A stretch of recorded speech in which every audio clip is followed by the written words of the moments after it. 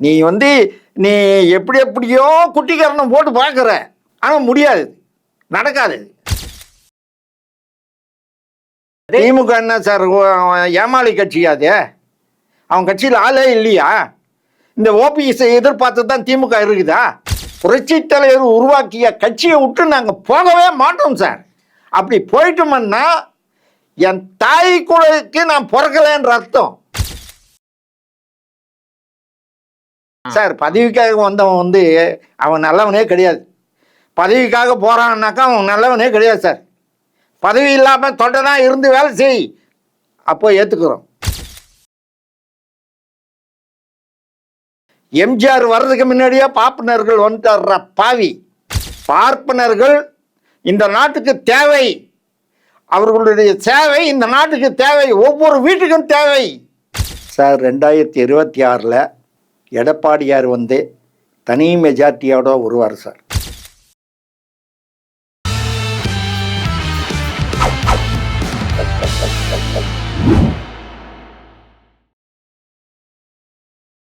GeM TV நேயர்கள் அனைவருக்கும் வணக்கம். அரசியல் ஆடுகள பகுதியில் அதிமுகவின் மூத்த தொண்டர் ஓமப்பொடி பிரசாத் சிங் அவர்கள் நம்மோடு இணைந்துள்ளார். அவரிடம் இன்றைய அரசியல் நிலவரம் குறித்து விரிவாக விவாதிக்கலாம்.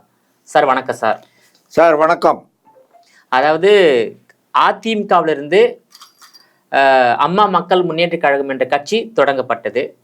அதற்கு முன்பாக ஆர்.எம். வீரப்பன் அவர்களால் எம்ஜிஆர் கழகம் தொடங்கப்பட்டது.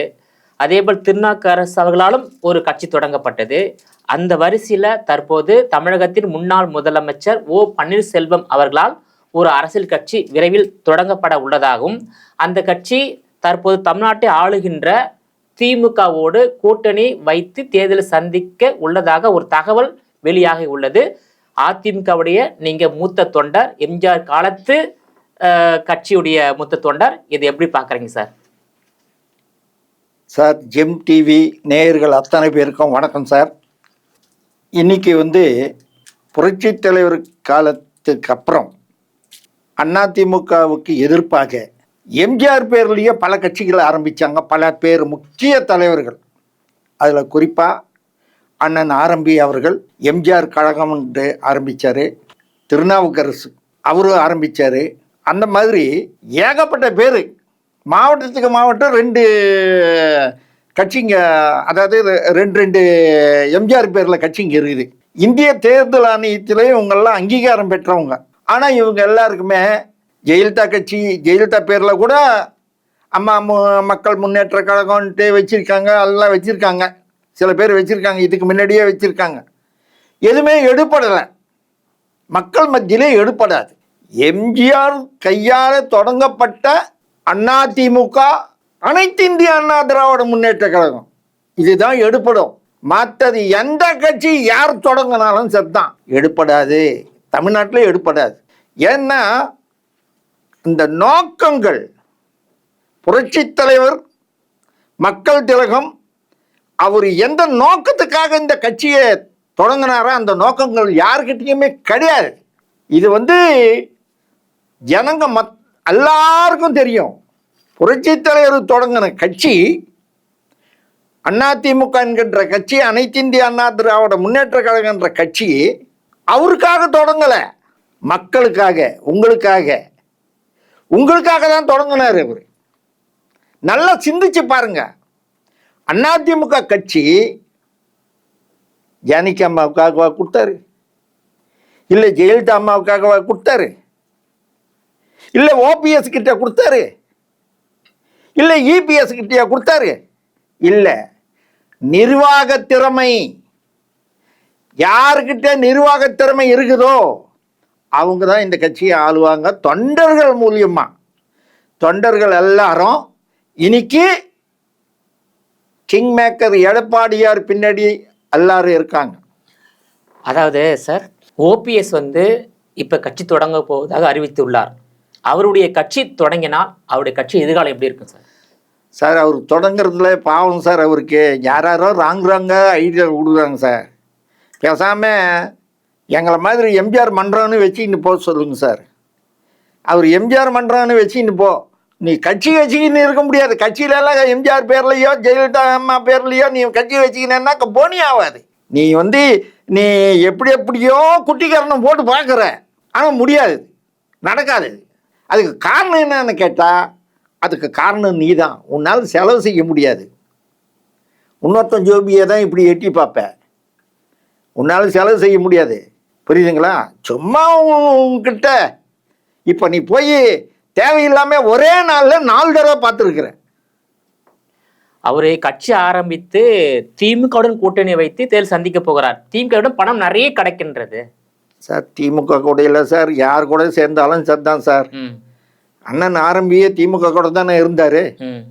அப்படின்னா அவர் தேர்தல் நின்னாரா, கெலிச்சாரா? அவ்வளோதான், அதோட அவ்வளோதான். அப்படியே போயிட வேண்டியதா படிப்படியா. இப்போ 2024 ராமநாதபுரம் அந்த நாடாளுமன்ற தேர்தலில் ஓபிஎஸ் போட்டிட்டு 3,42,000 வாக்குகள் வாங்கினார் இல்லையா சார்? அது போட்டிக்காக போய் அங்கே ஓட்டு போட்டிருக்காங்க. முக்குளத்தோர் எல்லாருமே அங்கே போய் ஓட்டு போட்டாங்க. அதுக்கு தான் நான் அந்த முக்குளத்தோரை கேட்குறேன். ஓபிஎஸ் அவர்கள் துணை முதலமைச்சராக இருந்திருக்காரு,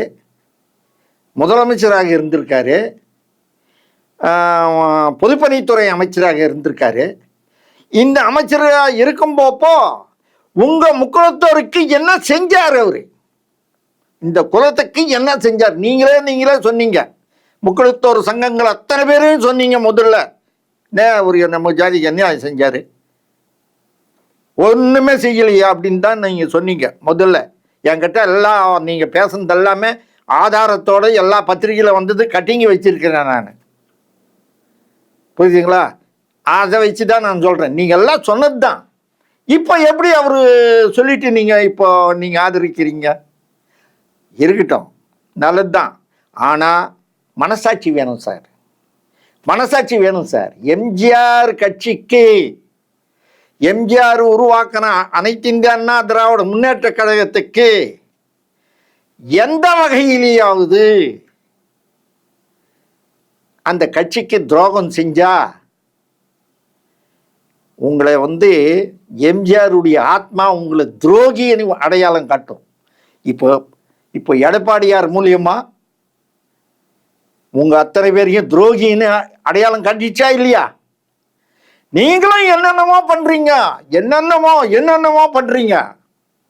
எப்படியாவது நுழைஞ்சிடலான்ட்டு.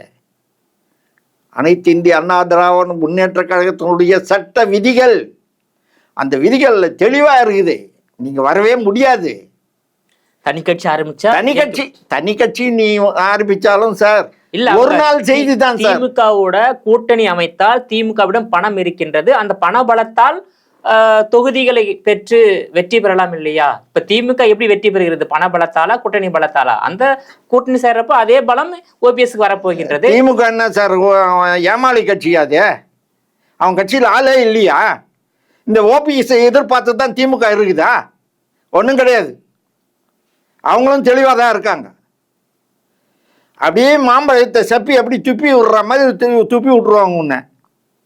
புரியுதா? சமீபத்தில் அன்வர் ராஜா திமுக இணைந்திருக்காரு, ஓபிஎஸ் முதலமைச்சர் சந்திச்சிருக்காரு. அடுத்து முன்னாள் அதிமுக சட்டமன்ற உறுப்பினர் கார்த்திக் தொண்டைமான் திமுக இணைந்திருக்காரு. சார் இங்கே பதவி கிடைக்காது, அடுத்தது நம்மக்கிட்ட இங்கே கிடைக்காது. இது நல்ல கொஸ்டின் நீங்கள் கேட்டது. அதிமுகவில் நமக்கு பதவி கிடைக்காது அப்படின்ட்டு ஒவ்வொருத்தனுக்கும் தெரியும், சில பேருக்கு தெரியும். அப்பேற்பட்டவங்க எல்லாமே திமுகவுக்கு மறைமுகமாக ஆதரிக்கிறாங்க. இப்போ கூட ஆதரிக்கிறாங்க. அதிமுகவில் இருந்துக்கிட்டே ஆதரிக்கிறாங்க. எனக்கு தெரியும், பல பேருக்கு தெரியும், பல மாவட்ட செயலாளர்களுக்கு தெரியும்.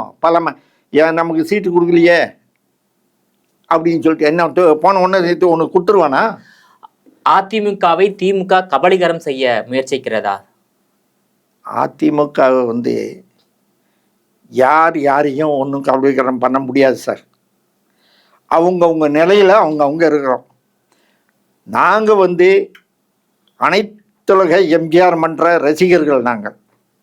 இந்த ரசிகர்கள் அத்தனை பேருமே ஒட்டுமொத்தமாக புரட்சித் தலைவர் உருவாக்கிய கட்சியை விட்டு நாங்கள் போகவே மாட்டோம் சார்.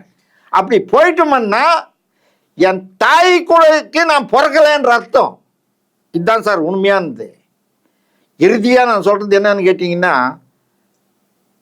புரட்சித் தலைவர் கூட இருந்துட்டு புரட்சித் தலைவர் இருக்கும்போப்போ அவர் கூட பதவி சுகங்கள் எல்லாம் அனுபவிச்சுட்டு அவர் சொன்னாரேன்னு சொல்லிட்டு பச்சை குத்திக்கிட்டு கட்சியில் தொடர்ந்து இருந்துக்கிட்டு ஜெயிலுக்கு போய் தியாகம் பண்ணுங்கய்யா,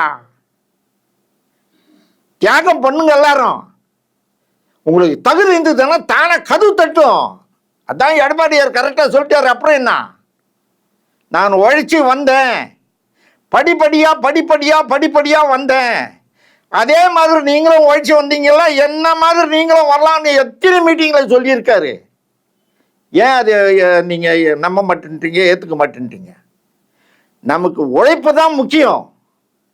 அந்த நம்ம யாரையும் எதிர்பார்த்து நம்ம வந்தோம்? முதல்ல இந்த பதவியை எதிர்பார்த்து வந்தோமா? இந்த பதவியை எதிர்பார்த்து நமக்கு கொடுப்பாங்க, நம்ம வருவோம் அப்படின்னு சொல்லிட்டு வந்தோமா? 72 அதுக்கு தான் சேர்ந்தோமா? அது இல்லை.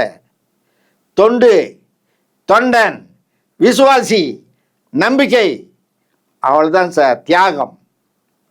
இதை விட வேற என்ன சார் வேணும்? சார், முத்துசாமி முதல் செந்தில் பாலாஜி வரையில நிறைய பேர் அதிமுகவில் இருந்து திமுகவில் இணைந்தாங்க. இப்போ அன்வர் ராஜா முதல் கார்த்தி தொண்டைமான் வரையில திமுக இணைந்திருக்காங்க. இன்னும் தேர்தல் நடைபெற 8 மாத கால அவகாசம் இருக்கின்றது. இந்த 8 மாதத்துல இன்னும் நிறைய பேர் வந்து அதிமுகவில் இருந்து திமுகவில் இணையலாமே, அதை எப்படி உங்களால் தடுக்க முடியும்? எப்படி அதை பாக்குறீங்க? ஒன்றும் இல்லை சார், தேர்தல் முடியட்டும் சார். தேர்தல் முடிஞ்சதுன்னா திமுகவினுடைய கூடாரம் மொத்தம் காலி ஆயிடும். இப்போவே அவங்க எல்லாருமே என் காது பட ஒவ்வொருத்தரோட பேசுறது என் காதில் விழுது. அடுத்தது அண்ணா திமுக தாண்டா வரும், எவன் எங்கே இருப்பானே தெரியாதா பேசிக்கிறாங்க. என் காதில் படுது, என் காதில் வருது, அந்த செய்திகளெல்லாம் வருது. எவன் போனானோ அவன் ரிட்டர்ன் வருவான். அண்ணா திமுகக்கு ஒன்று சொல்லட்டுமா சார்? எல்லாம் அங்க பதவி கொடுக்கப்பட்டுள்ளது. பதவிக்கு அதான் சார், பதவி கொடுத்தது என்ன சார்? பதவிக்காக வந்தவன் வந்து அவன் நல்லவனே கிடையாது. பதவிக்காக போறான்னாக்கா அவன் நல்லவனே கிடையாது சார். பதவி இல்லாமல் தொண்டனா இருந்து வேலை செய், அப்போ ஏற்றுக்கிறோம். நீ வந்து ஒருவே நாங்கள் பதவி கொடுத்துருவோம் அப்படின்னு நீங்கள் நினைக்காதீங்க. ஒன்று சார், முதல்ல ஒரு வரலாறு சொல்கிறேன் நான். யாருக்கும் பல பேருக்கு தெரிஞ்சது சொல்கிறேன், சில பேருக்கு தெரியாதது சொல்கிறேன். அனைத்து இந்திய அண்ணா திராவிட முன்னேற்ற கழகத்துக்கு இந்த கட்சிக்கு வந்து துணை பொதுச் செயலாளராக நாஞ்சில் மனோகரன் இருந்தார். அவர் தொடர்ந்து அதிமுகவில் இருந்திருந்தாருன்னா அரசியல் களமே மாறி இருக்கும். அவர் தான் பொதுச் செயலாளராக இருந்திருப்பார். அவர் எம்எம்ஏ ராமசாமி இருக்காருங்களே, அவர் மூலியமாக அவர் திமுகவில் போய் சேர்ந்துட்டார். இவரும் காலி ஆகிட்டார், அவரும் காலி ஆகிட்டார். ஒன்று. ரெண்டாவது, தலைவருக்கு அப்புறம் அண்ணன் முத்துசாமி அவர் பொதுச் செயலாளர் வர்றதுக்கு வாய்ப்பு இருந்தது. ஆனால் சந்தர்ப்ப சூழ்நிலை அவரால் வர முடியல. அவர் வந்திருந்தா கூட தொண்டர்களை வந்து ரொம்ப ஃபஸ்ட் கிளாஸாக அரவணைச்சிருப்பார், அவருக்கு தெரியும்.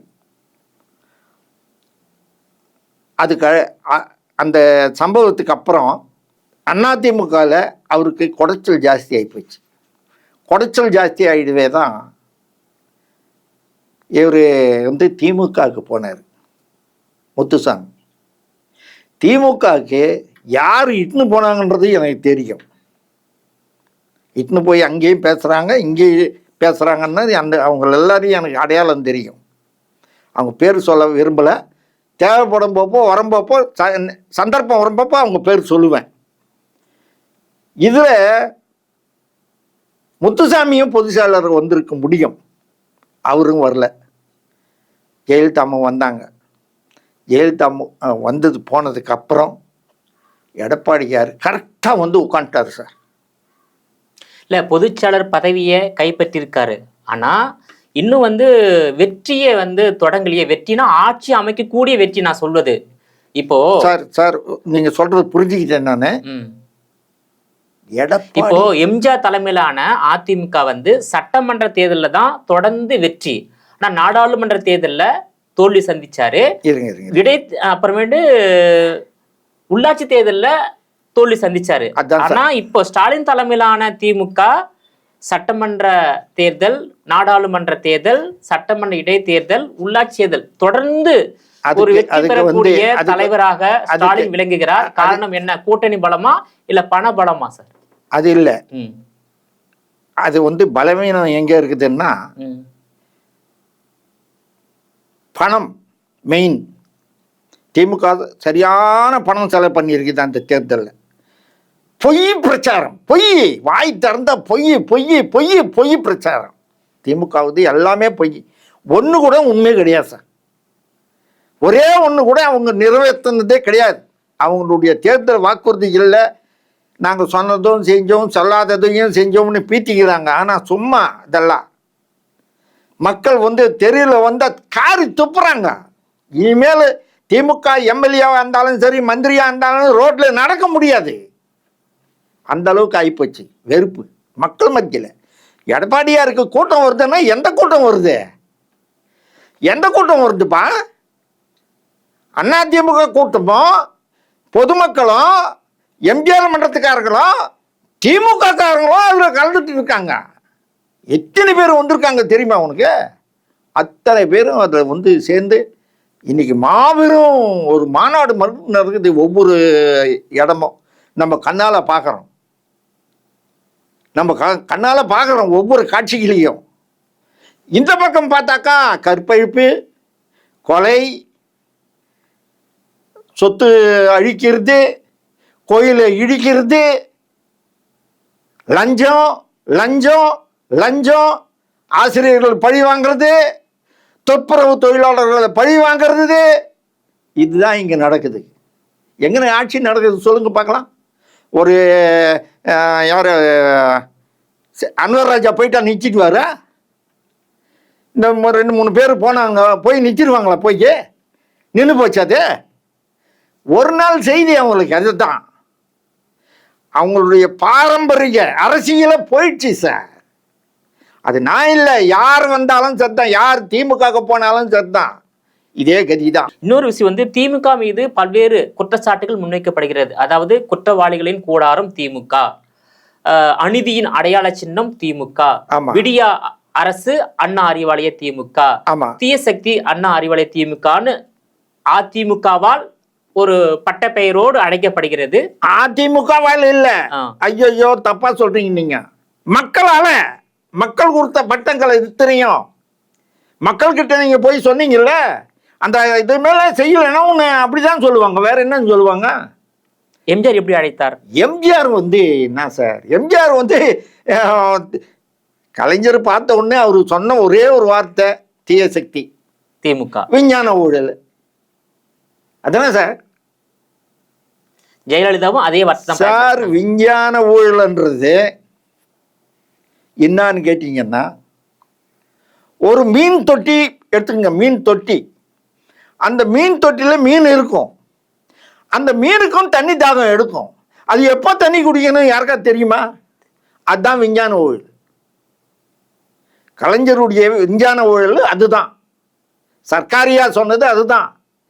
புரட்சி தலைவர் எம்ஜிஆர் வந்து கருணை வச்சாரு. அவர் கருணை வச்சதுனால கலைஞர் வந்து அவருக்கு ஜெயிலுக்கு போக முடியாமல் இருந்தார். இல்லாப்பன ஒரே ஒரு ₹1 அவர் ஃபைன் கட்டியிருந்தாருன்னா அவர் அரசியல் வாழ்க்கையே போயிட்டு இருக்கும். யாருடைய வாழ்க்கை? கலைஞருடைய வாழ்க்கையே போயிட்டு இருக்கும். சர்க்காரியா கமிஷனில் ₹1 தண்டனை இருந்ததுன்னா கூட தான் கரெக்டாக க்ளீனாக ஜட்ஜ்மெண்ட் கொடுத்துருக்காரு சர்க்காரியாவில். விஞ்ஞான ஊழல் என்ன சார், அரிசி எங்கன்னு கேட்டாக்கா சர்க்கரை எங்கன்னாக்கா எறும்பு தின்னுச்சுன்றாரு. என்னன்னா பதில் சொன்னார் சார். இதெல்லாம் சார் பொய் பேசுறதுல அவங்க அஞ்ச மாட்டாங்க சார். அதான் சார், அதாவது தேர்தல் நேரத்தில் கூட பாத்தீங்கன்னாக்கா அதிகமான வாக்குறுதிகளில் கொடுக்கக்கூடிய கட்சி திமுக, அதை நிறைவேற்றாமல் ஏமாற்றக்கூடியதும் திமுக. இருந்தாலும் தொடர் வெற்றியை அவங்க சந்திச்சுட்டு வராங்கல்ல சார். இப்போ கூட நான் வரும்பப்போ ஒரு நண்பர் கேட்டார், நான் கேட்டேன் அடுத்தது எந்த ஆட்சி வரும்ப்பா அப்படின்னு. இல்லை சார், திமுக வந்து படிப்பில் வந்து ரொம்ப நல்லா கொண்டு வர்றாங்க சார் அப்படின்னு அந்த ஆள் சொன்னார். நான் சொன்னேன், நீ சொன்னது கரெக்டு தான், நல்லா யோசனை பண்ணி சொல்லு. நீட்டு தேர்வு பற்றி சொன்னாங்களே, அதை பற்றி நிறைவேற்றிட்டாங்களா அப்படின்னு. சார் அது வந்து சென்ட்ரல் செய்யணும் சார். சென்ட்ரல் கிடையாது, சென்ட்ரல் செய்யணுன்றது தெரியும்ல. வாக்குறுதி கொடுத்தது நீ தானே. இப்போ முடியலன்றல, இப்போ அவனை காட்டுற. இதெல்லாம் தப்பு அப்படின்னு சொன்ன உடனே, உண்மைதான் சார், நீங்கள் சொல்கிறது உண்மைதான் சார், அவங்க சொன்னது எதுவுமே செய்யலை சார் அப்படின்னு ஒரே ஒரு வார்த்தையில் முடிச்சிட்டாரு.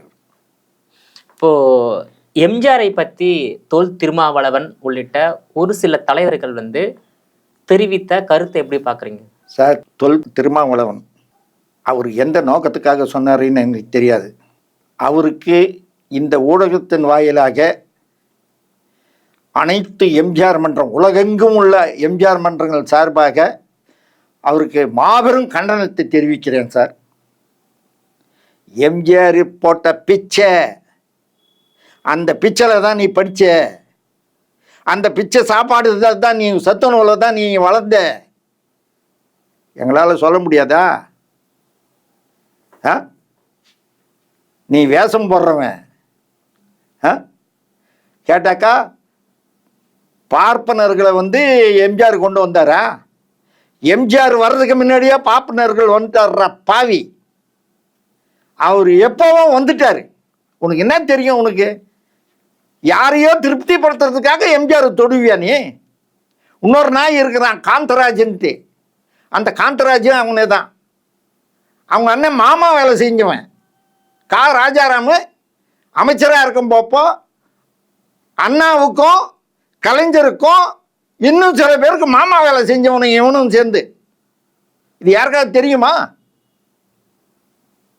லிட்டில் ஆனந்த் தேட்டர் இருந்து மவுண்ட் ரோட்டில், அந்த ஆனந்த் தேட்டர் பக்கத்தில் இவங்களுக்கு ஒரு லித்தா ப்ரெஸ் வச்சுருந்தது. அந்த லித்தா ப்ரெஸ்ஸில் ஒரு பொம்பளை ஸ்வீப்பர் வேலை செஞ்சது. அந்த 2 பேர், அந்த ஸ்வீப்பர் வந்து அண்ணனும் தம்பியும் அந்த பொம்பளையை கற்பழிச்சிட்டாங்க. அது பெரிய கதையாகி போச்சு. இது சொல்லுவான் அவன் காந்தராஜ் ஜெனிக்கோ. அதே மாதிரி ஒரு நாய் இருக்கிறான், அவன் நன்றி கட்ட நாய், சவுந்தரராஜன், முன்னாள் எம்எல்ஏ திருச்சி. அந்த நாயும் அப்படி தான் பேசுது. இதெல்லாம் செல்லா காசுங்க சார். இப்படி பேசினாக்கா மக்கள் மனசில் நம்ம இடம் பிடிக்கலான்னு பேசுகிறானுங்க. சும்மா இதெல்லாம் நடக்காது. ஆண்டவன் ஒருத்தர் இருக்கிறான், ஆண்டவன் பார்த்துக்கிறான். பார்ப்பனர்கள் இந்த நாட்டுக்கு தேவை, அவர்களுடைய சேவை இந்த நாட்டுக்கு தேவை, ஒவ்வொரு வீட்டுக்கும் தேவை. நம்ம வீட்டில் நல்லது கெட்டதுன்னா அவங்களே தான் நம்ம முதல்ல கூப்பிட்றோம். முதல்ல வெட்டியானை கூப்பிட்றோம், 10ஆம் நாள் ஐயரை கூப்பிட்றோம் புண்ணியதானம் பண்ணுறதுக்கு. ஒவ்வொரு ஹிந்து கலாச்சாரத்திலும் இது செய்கிறாங்க, எல்லா நாட்டிலையும் செய்கிறாங்க, இந்தியா ஃபுல்லாக செய்கிறாங்க. நீ வந்து ஒழுங்காக பிறந்திருந்தாக்க தானே இதெல்லாம் தெரியும். நீ உன் பிறப்பே சந்தேகமாக இருக்குது. எம்ஜிஆர் பற்றி பேசுகிற, இதோட நிறுத்திக்கோ. இல்லைன்னா நீ எங்கே இருக்கிறியா அங்கேயே வந்து போராட்டம் பண்ண தயாராக இருக்காங்க எம்ஜிஆர் மன்றத்துக்காரங்க. எடப்பாடியார் அண்ணன் பொதுச் செயலாளர் அவர் உனக்கு கண்டனம் தெரிவிச்சிருக்காரு. அதை பயந்துக்கிட்டு எம்ஜிஆர் மன்றத்துக்காரங்க உன்னை சும்மா விடமாட்டாங்க அப்படின்னு சொல்லியிருக்காரு. முதல்ல நான் வாய் திறக்கிறேன். இப்போ அடுத்தபடியாக நீ வீட்டிலையே உட்காந்து வேலை செய்ய முடியாது, ரோடுக்கே வர முடியாது. எம்ஜிஆர் மன்றத்துக்காரங்க கொரில்லா படை போல அவங்க, கொரில்லா படை மாதிரி, மின்சாரம் மாதிரி. அவங்க சாதாரணமான ஆள் கிடையாது. எங்கே வந்து எப்படி வேலை செய்வானுங்க அவனுக்கு தான் தெரியும். திட்டம் போட்டு எல்லாம் வேலை செய்ய மாட்டான். புரியுதா? அது எம்ஜிஆருடைய மன்றத்துக்காரங்களுக்கு தான். அது எம்ஜிஆர் மேலே பாசம் கொண்டவங்க, வேஷம் கொண்டவங்களுக்கு கிடையாது. எம்ஜிஆர் மேலே நிறைய பேர் வேஷம் போடுறானுங்க, அது கிடையாது. உண்மையான பாசம் எம்ஜிஆர் மேலே. எத்தனை என்கிட்ட திருமாவளவன் பேசுனதுக்கு அப்புறம் அவரை போத்து கண்டிச்சு பேசுங்க அப்படின்னு சொல்லிட்டு எனக்கு 100க்கும் மேற்பட்ட ஃபோன் கால்ஸ் வந்துக்கிட்டே இருக்குது. இன்னைக்கு காலையில் கூட ஒரு நண்பர் எனக்கு காலையில் ஃபோன் பண்ணார். அண்ணா நீ அந்த அந்த அந்த திருமாவளவனை கண்டிக்கண்ணா அப்படின்னு பேசினார்.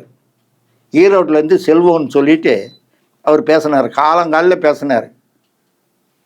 நீங்கள் ஜெம் டிவியில் பேசுனது ரொம்ப அற்புதமாக இருக்குது, அந்த திருமாவளவனை கண்டிங்கண்ணா அப்படின்னு சொல்லிட்டு பேசினார்.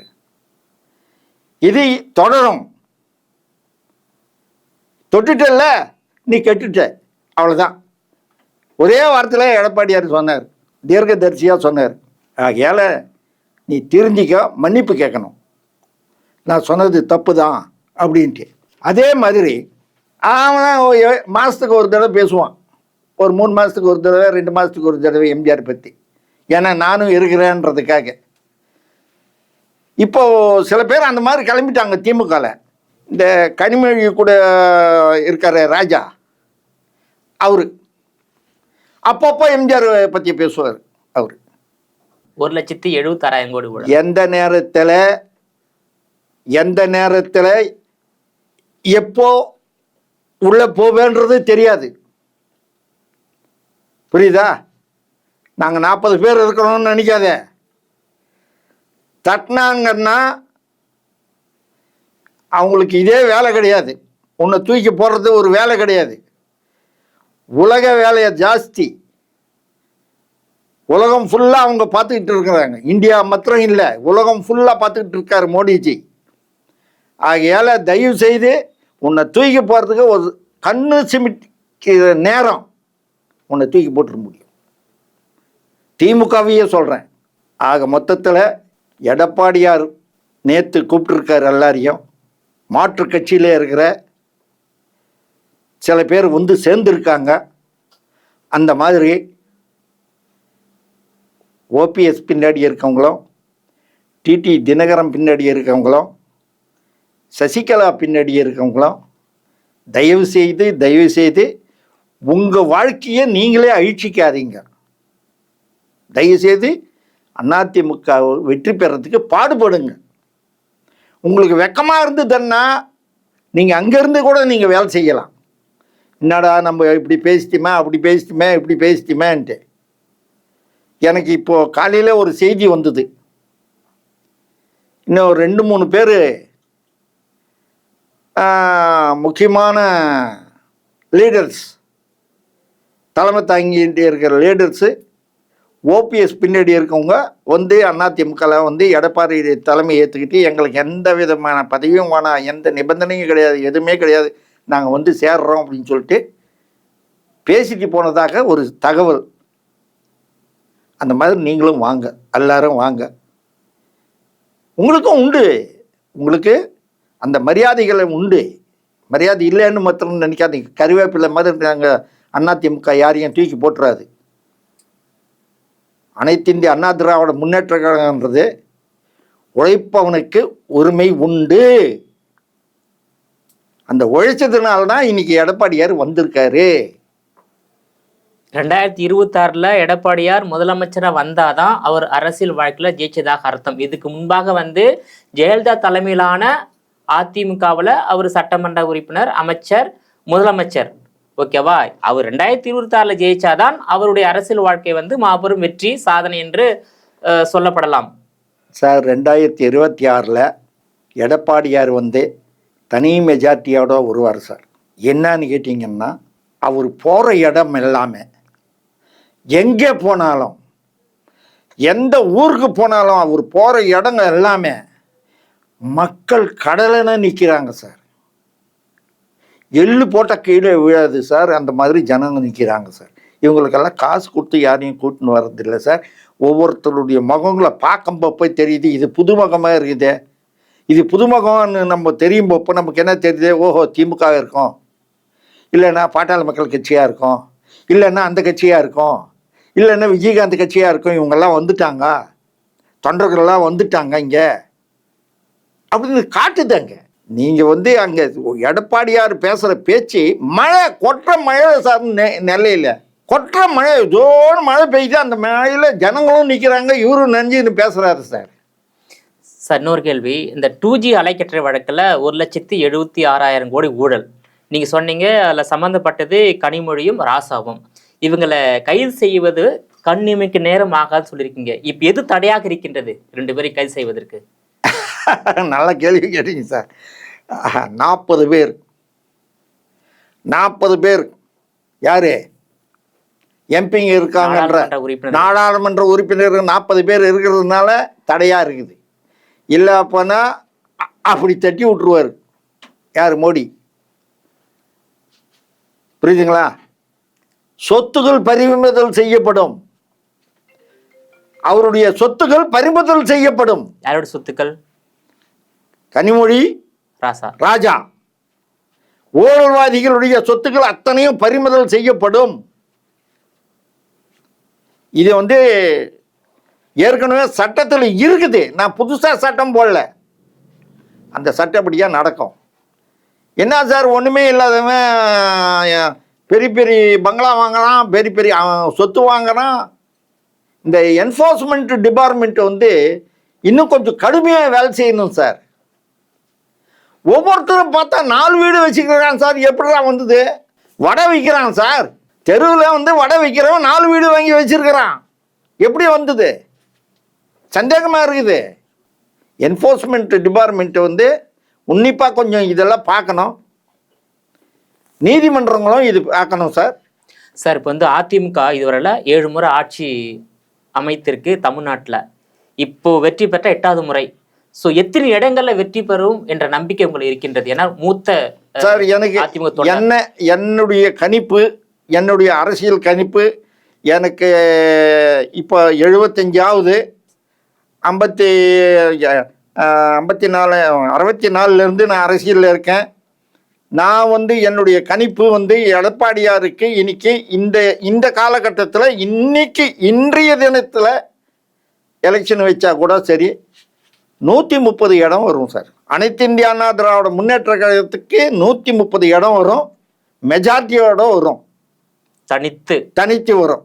நடிகர் விஜய் அவர் மட்டும்தான் கெலிப்பார், சொற்ப ஓட்டில் தான் கெலிப்பார், மற்றவங்களாம் தோத்துருவாங்க சார். உங்களுடைய விரிவான தகவலுக்கு ரொம்ப நன்றி சார். நன்றி சார்.